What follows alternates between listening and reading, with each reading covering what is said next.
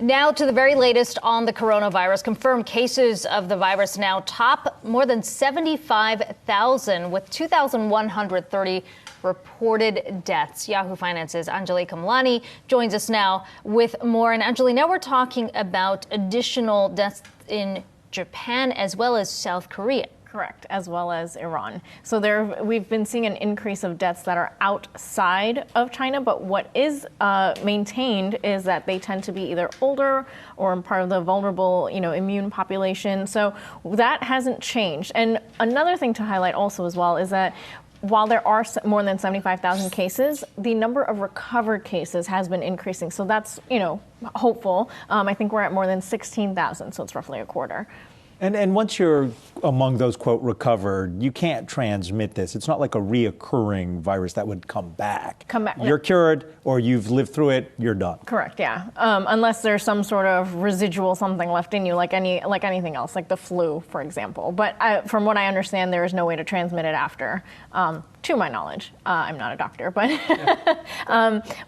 one of the most interesting things I think that has come out of this outbreak is, we've talked so much about how pharmacy companies and pharmaceutical companies are really getting a boost from this, as well as the concerns on the flip side of the supply chain and consumer electronics. But technology itself is actually benefiting right now. When you talk about people who are quarantined, what are they using to, bide the time?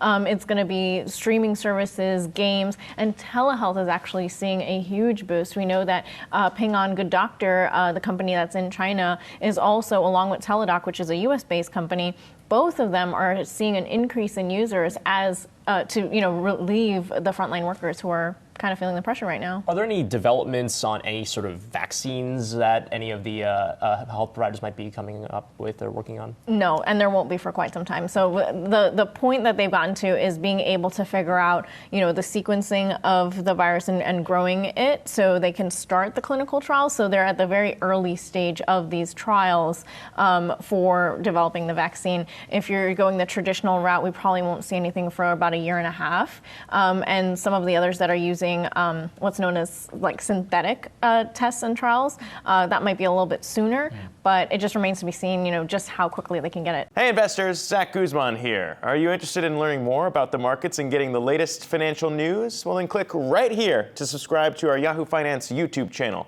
Get the latest up-to-the-minute market analysis, big interviews in the world of finance, and information on how to manage your money every day wherever you are.